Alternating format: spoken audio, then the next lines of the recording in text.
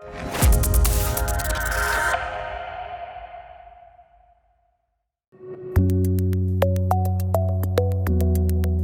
Hack2Build is an SAP competition that entices partners to use SAP technology to make it easier for them and customers to use SAP's technology.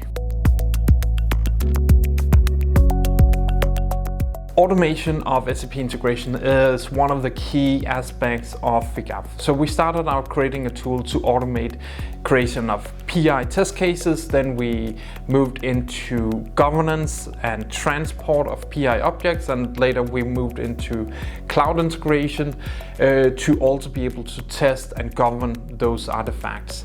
And once we had that in place, the next thing was logically, and as we see a lot of customers, they need to migrate, then the migration from PI to CPI was really a hot topic we wanted to get into. But well, it was one of those things on your product roadmap that looks quite small, but once you dive into it, it is really a big thing that you needed to spend a lot of time on. Having this time-boxed process and meant we could actually focus on building this, and I was really impressed with what we were able to do in this short period of time, that we could actually create iFlows, convert message mappings, all these different things. Well, yeah, it's been quite eventful in this this process. So obviously the first thing we needed to do was to put it into release, and that worked out, well, fairly okay. It took a lot of effort to make sure that the process was more robust.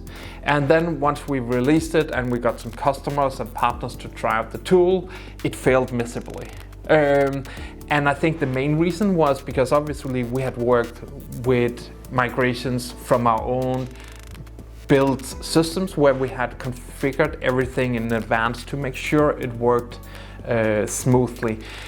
But these customers had 10, 15-year-old integration content, and they have had different process of deploying and working with these over the years. And that just made it a lot more difficult to handle automated migrations.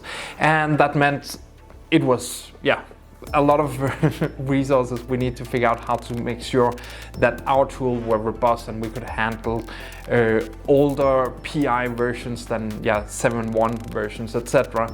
And then once we got that sorted out, we could start innovating on some of the different challenges that partners and customers was facing, like RFC migration, message mappings with parameters, those kind of things. And then the last thing we have added is a migration overview that gives you one central overview over the full migration, and where you can just go and follow the migration. So you can see the number of ICOs you have, you can see which of them have been migrated, and then you can see which you have test cases for and what is actually in production of this. So this is one of the tools that really give you a good overview of your migration process. We do have quite a number of different items and requests that we want to improve on. We want to build some more robust iFlows that enables customers to actually use them directly for asynchronous scenarios. We want to be able to support some of the different adapter modules that exist. And obviously some of these questions and queries becomes a little more difficult to actually build, because it all depends on how you're running your integration and what goes on with those scenarios.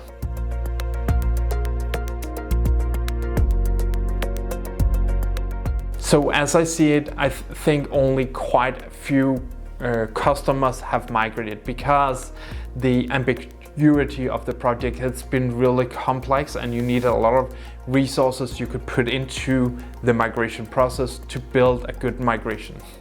Now with the tools that we have created and customers also finding out that the migration is really the best place to go, then it makes it a lot easier for them and us to start building migrations and doing migrations. So I definitely think that the next few years we will see quite a large number of migrations that are happening, and also a large number of these would be automatic.